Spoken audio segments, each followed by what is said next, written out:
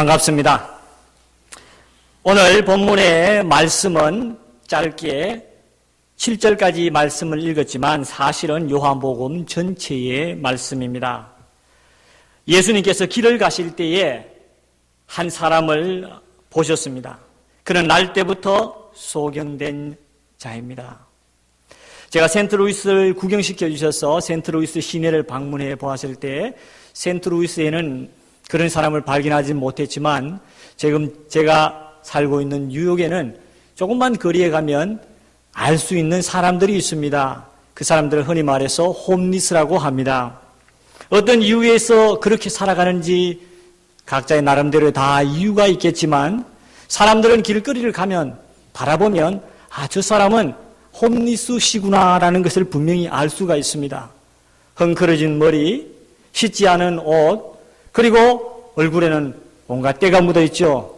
그리고 그 손에 때로는 작은 음식을 들고 있는 사람들을 보면 누구나 다 저 사람은 그런 분이구나라는 것을 분명히 알 수 있습니다. 예수님이 길을 가실 때에 이와 비슷한 사람이 한 사람 있었습니다. 그런데 예수님께서 그 사람을 바라보십니다. 처근이 여기서 이신지는 모르겠지만 바라보았어요. 그러자 그의 제자가 예수님의 그 바라보시는 모습을 보면서 예수님께 이렇게 물었습니다. 예수님, 저 사람이 저렇게 맹인으로 살아가는 것이 누구의 죄입니까? 저 사람이 너무 많은 죄가 있어서 저렇게 맹인으로 살아갑니까? 아니면 그의 부모가 죄가 많아서 저 사람이 맹인으로 태어나서 저렇게 어렵게 살아갑니까? 라고 물었습니다. 그러자 예수님께서 이와 같이 대답하셨습니다. 그 사람이 맹인으로 난 것은 그 사람의 죄도 아니요, 그 사람의 부모의 죄도 아니라 더 중요한 말씀을 하십니다. 이 일을 통하여, 그를 통하여 하나님이 하시는 일을 나타내고자 하신다. 하나님이 하시는 일을 나타내고자 하신다라고 말씀하시고 땅에 침을 뱉어서 진흙을 이깁니다. 그리고 그 진흙 덩어리를 그의 눈에 바르시면서 말씀합니다. 가서 실로암이라는 곳에 가서 씻으라 말씀합니다. 보냄을 받았다. 그곳에 가서 씻으라 합니다. 그리고 그는 순종하여 그곳에 갔습니다. 어떻게 되었습니까? 보게 되었습니다. 눈을 떴습니다. 할렐루야. 할렐루야 아닙니까? 할렐루야 말씀하시는 분이 별로 없는 것 같아요. 사실은 제가 이 이야기를 처음 했다면 예수님이라는 분이 진흙더미를 발라서 그가 실로암 못에 가서 씻었다라고 말할 때 그 사람 눈이 떠졌더라 하면 여기 사람이 할렐루야 박수를 쳐야 되는 것입니다. 근데 우리는 이야기를 너무 많이 들어가지고 이미 다 알고 있어요. 오늘 목사님 하시면서 다 알고 있는데 굳이 할렐루야 할 필요 있나? 다 알고 있는 내용이죠. 그죠? 그러나 실제로 우리의 삶에는 그런 할렐루야가 있어야 됩니다. 오늘 말씀을 통하여 그리스도를 통하여 행하시는 일들을 통하여 예배 마치고 할렐루야 손뼉은 안 쳐도 여러분의 심령 속에 그렇지 할렐루야 작은 소리라도 오늘 말씀을 들어보니 정말 할렐루야네 할렐루야 하는 그런 고백이 있기를 먼저 주님의 이름으로 축원합니다. 삶에 대해서 좀 더 심각하게 생각하는 사람들이 있습니다. 저도 때로는 좀 심각하다 하는 이야기를 들을 때가 많습니다. 친구들도 그런 이야기를 하죠. 이 목사님 너무 심각해. 좀 심각한 사람이기도 합니다. 심각한 사람들이 있습니다. 제가 그렇다는 건 아니고요. 심각한 사람이나 아니면 소경같이 어려운 처지에 있는 사람이라면 오늘 말씀의 제자들이 하는 질문을 마땅히 하게 됩니다. 여러분이 어려운 처지를 당해보면요, 좀 심각하게 생각해보면 반드시 이런 질문을 합니다. 그 사람은 왜 소경으로 태어났지? 그 사람은 왜 소경으로 태어났는가? 라고 말씀합니다. 여러분이 어려운 처지에 당하게 되면 여러분이 이렇게 생각합니다. 왜 내게 이런 일이 다가왔지? 너무 어려운 일이 닥치면 영어를 써서 죄송합니다. 어떻게 말합니까? Why me? 왜 내게 이런 일이 다가왔느냐? 내게 이런 일이 다가왔느냐? 여러분 그렇게 말하지 않습니까? 우리 장로님이 또 제가 장로님 이야기를 합니다만 일부에도 이야기했습니다만 제가 이제 50이라고 그랬는데 사실 이제 50이 몇 개월 안 남았습니다. 50이 다 됐는데 말하면 100년을 살은 거 아닙니까? 그죠? 100년의 반을 살았는데 50년 살면서 이런 탄성을 지른 일이 저에게 없었겠습니까? 있었지요. 소경과 같이 눈앞이 캄캄할 때가 있습니다. 어디로 가야 될지 모를 때가 있어요. 있었습니다. 여기에 계신 여러분들도 그런 상황에 부딪혀 보신 일이 분명히 있을 것입니다. 앞뒤가 구분되지 않습니다. 어디로 가야 할지, 무엇을 해야 될지 모르는 그런 상황이 있습니다. 그때 질문합니다. 왜 내게 이런 일이 일어났는가? 왜 그 사람은 소경이 되었는가? 성경에는요, 전체적으로는 분명한 답을 말해줍니다. 그 분명한 답은 뭐냐? 아담과 하와가 범죄했기 때문에 모든 인생은 그 범죄의 대가로 수고하고 노력하고 땀 흘려야만이, 어려운 가운데 있어야만이 그 소득을 얻는 것이 성경의 진리입니다. 그런데 그것을 분명히 알면서도 우리는 이런 대답을 합니다. 이런 질문을 합니다. 성경 말씀에 사사기라는 말씀이 있죠. 사사기. 그곳에 보면 한 유명한 사사 기드온이 있습니다. 기드온이 사사가 되기 전에 이스라엘 백성은 어떤 가운데 있었느냐 하면 이스라엘 백성이 하나님께 범죄했습니다. 그래서 이 온 이스라엘 나라가 그저 외국의 침략을 받아서 어려운 가운데 있었습니다. 분명한 원인 아닙니까? 그런데 기드온이 사사로 부름을 받았을 때 이런 질문을 하나님께 드립니다. 오 나의 주여, 여호와께서 우리와 함께 계시면 어찌 이런 일이 우리에게 일어났나이까? 또 우리 조상들이 일찍이 우리에게 말씀하시기를 여호와께서 우리를 애굽에서 올라오게 하신 것이 아니냐 한 그 모든 이적들이 어디에 있습니까? 기드온이 탄식하며 불렀습니다. 예수님의 제자들도 똑같은 질문을 했죠. 그때 예수님께서 이런 답을 해주십니다. 그 사람이 소경으로 난 것은 그 사람의 죄도 아니요, 그 어머니의 죄도 아니라 그에게서 하나님의 일을 하게 하심이라라고 말씀합니다. 이 말씀을 통해서 보면 그 원인이 단순한 죄에 대한 것, 분명한 사실이지만 그보다도 더 다른 것을 말씀해 주시는 것이 있는데, 예수님의 이 말씀을 통하여 우리는 하나님께서 그런 일들을 그 소경에게 허락하셨다는 것입니다. 이 허락이라는 단어를 잘못 들으면 오해하기 쉽습니다만 그런 일들이 일어나도록 허락한다는 것입니다. 허용한다는 것입니다. 우리의 삶에 어려운 일이 닥칠 때 우리는 믿음으로 고백해야 될 것이 있는 것 중에 하나는 하나님께서 이런 일들도 허락하시는 하나님이구나. 이 고백은 하나님의 정권적인 능력을 고백하는 고백입니다. Sovereign God. 모든 것이 하나님의 손에 있습니다. 고백하는 사람만이 이런 고백을 할 수 있는 것입니다. 이 말씀을 통하여 우리에게 일러주시는 것은 하나님께서는 전능하신 하나님이요, 전권적인 하나님, 정권적인 능력을 가진 하나님이다. 때로는 우리의 삶에 소경에 답답한 그런 일이 있지만 이런 일을 허락하시면서 그대로 두는 것이 아니라 그 일들을 통하여 무엇을 드러낸다고요? 하나님이 하시는 일을 드러내고자 합니다.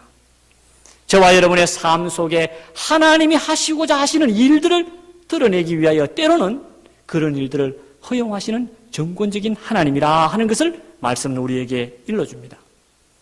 그러면 오늘 이 말씀을 통하여 하나님께서 행하시는 일, 그 정권적인 일들은 어떤 것을 말하는가 살펴보고자 합니다. 먼저 기억해야 할 본문의 말씀을 한번 자세히 한번 돌아보십시오. 오늘 말씀은 이렇게 시작이 됩니다. 예수님께서 길을 가실 때에 날 때부터 맹인된 사람을 보신지라. 공간복음이란 성경에 마태, 마가, 누가, 요한복음이죠. 공간복음에 보면 예수님의 기적의 사건들이 많이 있습니다. 그 기적에는 눈먼 자, 병든 자, 귀머거리, 혈유병을 앓은 여인, 심지어 죽었던 사람들까지도 있습니다. 귀신에 잡혀있던 사람들이 있죠. 그런데 공간복음에 여러 내용들을 보면 마태, 마가 이런 복음에 보면 특별히 이들이 고통 가운데서 예수님을 찾아가는 모습이 있습니다. 한 사람이 온 전신에 마비가 들었습니다. 그런데 낫고 싶어요. 혼자 갈 수는 없어요. 그래서 친구에게 부탁을 합니다. 친구야, 나 좀 살려줘. 예수님께 가면 산다 그러는데 나 좀 살려주라. 어떻게? 나를 예수님께 좀 데려다 줘. 친구 네 사람이 그 사람을 데리고 갑니다. 사람이 너무 많아요. 들어갈 데 없어요. 야, 친구야, 들어갈 수 없단다. 아니야. 내가 예수님을 꼭 만나야 돼. 지붕을 좀 뚫어라. 지붕에 올라가서라도 예수님께 좀 내려다 주라. 그러자 제 친구들이 올라가서 지붕을 뚫었습니다. 예수님께 그 사람을 내려다 줬어요. 한 여인이 병이 들었어요. 낫고 싶어요. 길이 없어요. 야, 내가 예수님 뒤에 가서 예수님 옷만 만질 수만 있다면 내가 낫겠는데, 사람들이 말합니다. 웬 여자가 이리 오나? 오지 마라. 그렇지만 이 사람은 길을 쓰고 갑니다. 찾아가서 만집니다. 예수님이 지나간다는 소리를 듣고 다윗의 자손 예수여 나를 좀 살려주십소서 외치는 사람도 있었습니다. 할 수 있다는 거죠. 힘들고 어려운 가운데서도 끝까지 주님을 찾아가는 사람들이 있습니다. 찾아가야 됩니다. 여러분이 왜 매일같이 아침에 좀 힘들지만 이민생활이 참 힘들죠. 그치? 목사가 오면서 야, 다 새벽기도 하러 와. 오십시오. 새벽으로 기도로 시작합시다라고 이야기합니다. 예? 그러면 여러분 말하죠. 왜 새벽기도 해야 되나? 그래도요, 기도할 수 있다는 것은 복입니다. 갈 수 있다는 것은 복이에요. 그러나 때로는요, 갈 수 없을 때가 있습니다. 너무너무 힘들어서 이제는 모든 것이 포기될 그런 상황이 있다는 것입니다. 오늘 공간복음이 기록된 이 소경의 모습은, 요한복음이 기록된 이 소경의 모습은 그런 소경입니다. 날 때부터 소경이 되어서 오랫동안 소경의 모습을 드러냈는데, 이 성경 말씀에 이 소경이 예수님께 무엇을 했다는 기록이 없습니다. 예수님 뒤에 슬그머니 가서 그 사람의 옷을 잡았다는 기록도 없어요. 예수님이 지나갈 때 큰 소리로 외쳤다는 내용도 없습니다. 이 사람이 뽕나무에 올라가서 외쳤다는 이야기도 없습니다. 어쩌면 이 사람은 모든 것을 포기한 상태죠. 우리도 그런 일을 당할 때가 있습니다. 여러분 중에 혹시, 죄송합니다만 여러분 중에 혹시 병실에 오래 계셔 본 적이 있습니까? 누워 계셔 본 적이 있습니까? 처음에 병실에 있으면요, 목사도 신방 자주 와요. 장로님들도 신방 자주 옵니다.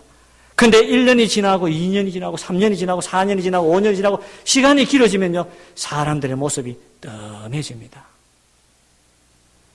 제가 일부 예배는 말씀을 안 드렸는데요, 제가 지난 여름에 한국에 갔어요. 갔는데 어머님이 세상을 떠났습니다.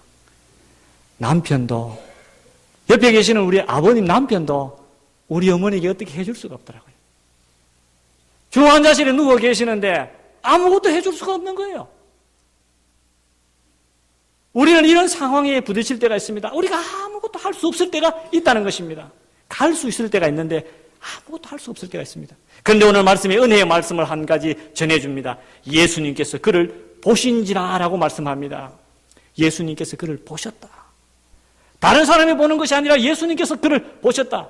어떤 단어를 사용했는가 저는 성경을 읽어봤지만 어떤 특별한 단어의 의미, 어떤 학자가 그것을 해석해 놓은 것은 없었어요. 그러나 저는 이 말씀을 읽으며 예수님께서 보신다. 세상의 사람들은 보지 않습니다. 때로는 가장 가까이 남편이 나를 보지 못할 때가 있습니다. 영원히 봐줄 것 같은 친구가 있었는데 그가 봐주지 못할 때도 있지만 누가 본다는 것입니다. 예수님께서는 우리를 본다는 것입니다. 하나님께서는 우리를 본다는 것입니다. 이것이 바로 은혜입니다. 이와 같은 은혜에 대해서 말씀하시는 성경 구절이 있습니다. 로마서 4장 6절에서 8절의 말씀에 일한 것이 없이 하나님께 의로 여김을 받은 사람의 복에 대해서 이야기하면서 불법의 사함을 받고 죄가 가려짐을 받은 사람은 복이 있고 주께서 그 죄를 인정하지 아니할 사람은 복이 있다 함과 같으니라. 저는 성경에서 가장 큰 은혜를 깨달은 사람이 누구일까 생각해 보면서요, 아마도 제 추측입니다. 가장 하나님의 은혜를 기억한 사람이 누구일까 생각해 보면서 누구일까요? 예수님이 십자가에 달리실 때 함께 달렸던 우편의 강도가요, 자기에게 베풀으신 하나님의 은혜를 가장 잘 아는 사람, 아무것도 할 수 없어서 자기는 이제 죽어야 될 입장입니다. 십자가에서 죽습니다. 그때 예수님께서 하신 말씀이 내가 오늘 밤 내가 이후에 나와 함께 낙원에 있으리라 할 때에 그는 자기가 인생에 아무것도 한 것도 없어요. 그러나 예수님께서 베풀으신 그 은혜를 생각하면서 얼마나 감격했을까. 우리는 우리가 뭔가 했을 때에 하나님의 은혜를 말합니다. 이야, 내가 하나님께 기도해 봤더니 말이야, 하나님께서 이런 은혜를 베풀어 주셨더라. 큰 은혜입니다. 그러나요, 여러분이 실질적으로 더 큰 은혜는 어디에 있느냐 하면요, 내가 아무것도 할 수 없어요. 내 힘으로는 아무것도 할 수 없을 때 하나님께서 베풀으신 은혜를 깨달은 사람은요, 정말 하나님의 은혜는 비교할 수 없는 큰 은혜구나라고 생각합니다. 그렇다고 해서 여러분이 꼭 그런 상태에 가실 필요는 없습니다. 하나님께서 그런 일을 허락해 주셨을 때에 그와 같은 은혜를 경험하게 된다는 것입니다. 하나님의 은혜입니다. 이것이 하나님께서 우리에게 행하시는 일입니다. 여러분, 소경같이 캄캄한 가운데에 있습니까? 하나님께서 왜 이 일을 내게 허락해 주셨는가? Why me라고 외치고 싶습니까? 성경 말씀은 이 일을 통하여 하나님의 일을 나타내고자 하심이라 말씀하셨습니다. 그 가운데 하나님의 은혜를 사모하는 우리 성도님들이 되어야 될 줄로 믿습니다. 하나님께서 베풀어 주신 은혜가 뭡니까? 이 소경에게 베풀어 주셨던 은혜가 뭡니까? 저와 여러분에게 일어나야 할 은혜가 뭡니까? 변화입니다. 이 소경에게 변화가 있었지요. 어떤 변화가 있었습니까? 여러분도 부인할 수 없는 변화가 있습니다. 보지 못하는 사람이 보게 된 변화지요. 그 친구들도 그 변화를 알았습니다. 아, 저 친구 옛날에는 못 보던 친구인데, 앞을 보지 못하는 친구인데, 보게 됐네? 변화입니다. 자기 자신도 압니다. 그의 온 매무새도 변화되었겠죠. 거울을 봤으니까 변화되었습니다. 눈으로 드러난 변화가 있었습니다. 그런데 그에게 더 큰 변화가 있었습니다. 어떤 변화가 있었습니까? 예수님을 향한 고백의 변화가 있었습니다. 사람이 물었습니다. 네가 어떻게 나았느냐? 글쎄, 예수라고 하는 그 사람이 흙을 발라가지고 나에게 가라고 했더니만은 나았더라. 그렇게 고백했습니다. 바리새인들이 그를 불렀습니다. 야, 너 어떻게 나았냐? 그 사람을 너는 누구라고 생각하느냐? 소경이 말합니다. 내가 생각하기에, 내가 확신 속에 들기는 그는 선지자임이 분명하다. 내게 변화를 주셨으니 예수라는 사람에서 선지자라는 사람으로 변화가 되었습니다. 그리고 난 뒤에 어떤 또 변화가 있었습니까? 예수님께서 그를 만났을 때에 내가 주님을 알기를 원합니다. 그가 누구입니까? 바로 내가 그니라라고 말씀하실 때 주여 내가 믿기를 원하나이다. Curious. 주님이라는 고백으로 변화되었다는 것입니다. 여러분의 삶에 있어서, 저와 여러분의 삶에 있어서 진정한 변화는 것은 단순히 어려운 문제가 해결된 것이 변화가 아닙니다. 보지 못하는 눈이 보게 됐다는 것이 변화가 아니라는 것입니다. 그 변화 속에 무슨 변화가 있냐면 예수님을 향한 고백이 변화되었다는 것입니다. 주님은 나의 주님입니다. 나의 구세주입니다 하는 그런 고백의 변화가 있어야 한다는 것입니다. 그 고백이 있었을 때에 그는 그의 삶이 변했습니다. 성경에는 그 뒷이야기는 기록되어 있지 않습니다.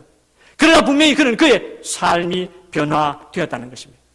하나님이 하시는 일들은 이와 같은 변화입니다. 사랑하는 성도님들, 여러분의 삶 가운데 이런 은혜가 있기를 원합니다. 이런 변화가 있기를 원합니다. 여기서 우리 아멘 하지만요, 여기 사람들이 다양해요. 이런 변화의 모습 속에서도 다양한 모습을 가진 사람들이 있습니다. 어떤 사람이 되어야 할까요? 이런 일들이 일어났는데 그 변화의 모습에 반응하는 세 종류의 사람이 성경에 기록되어 있습니다. 첫 번째 사람입니다. 바리새인이죠.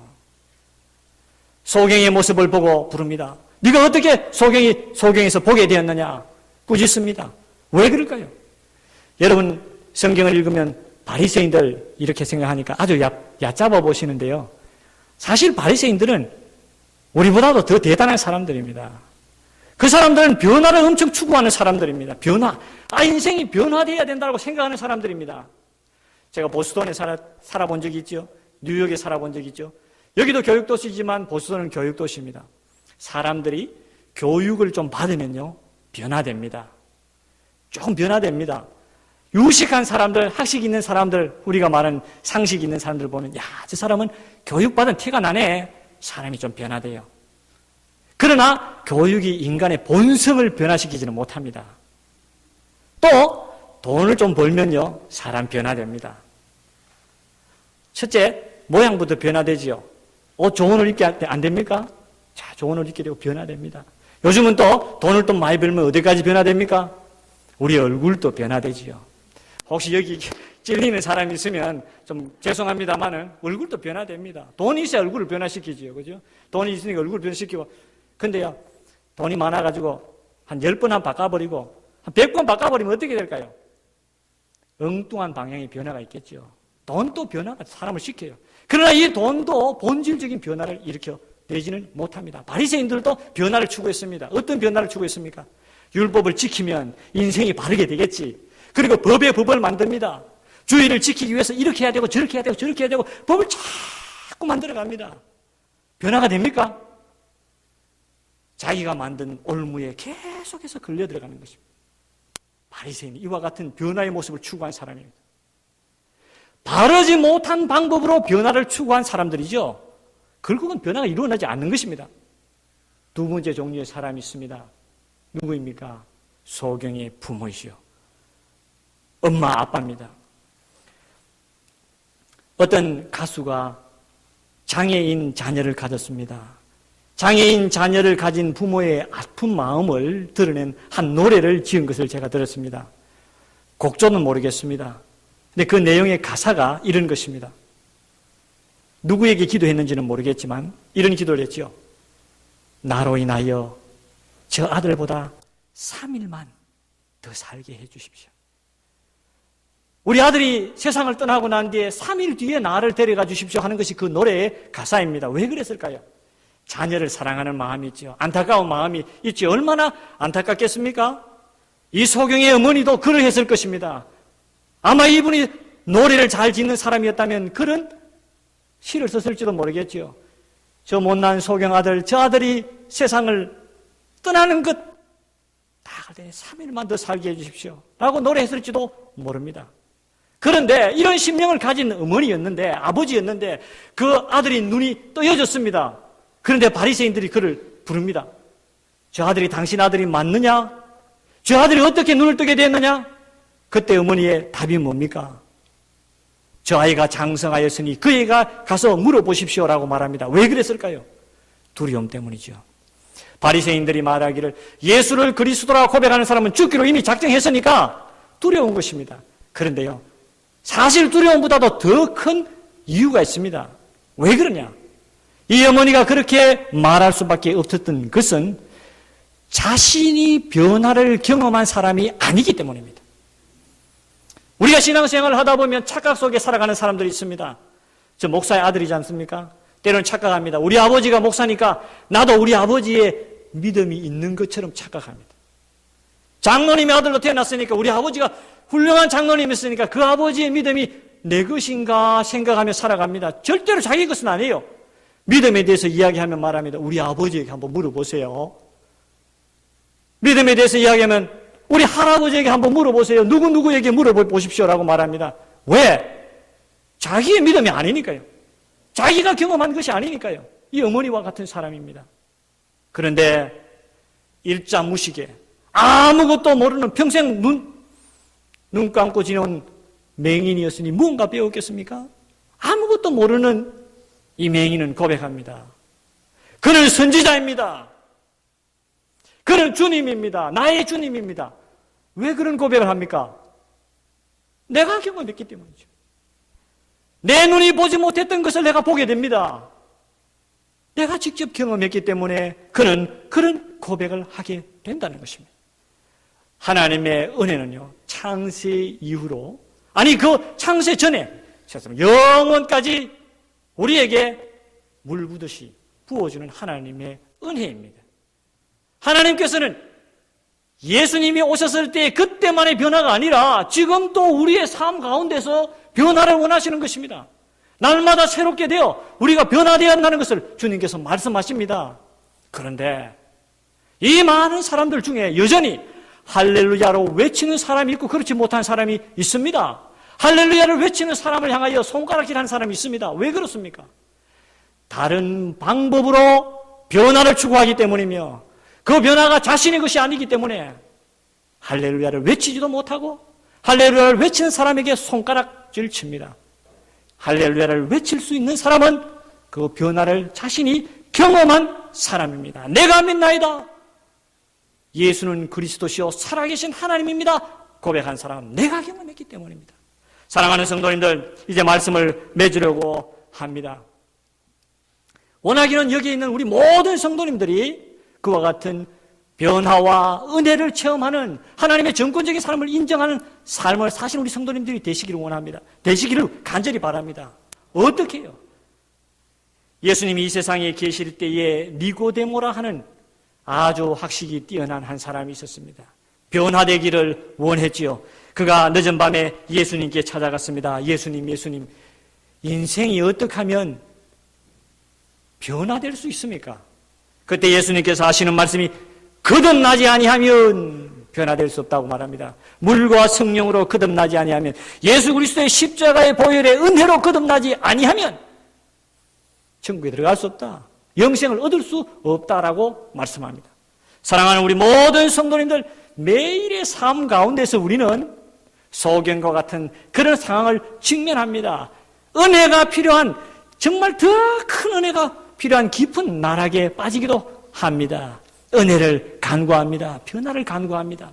부디 원하기는, 반드시 여러분이 해야 될 일은 엉뚱한 방법에서 은혜를 자꾸 찾지 마시고, 엉뚱한 방법에서 변화를 추구하지 마시고, 예수 그리스도의 은혜를 간구하면서 예수 그리스도의 보혈의 은혜로 말미암아 은혜를 경험하고 변화를 여러분 스스로 경험하고 하나님께 영광 드리는 그런 삶을 사는 참 그리스도인들이 되시기를 예수 그리스도의 이름으로 축원합니다.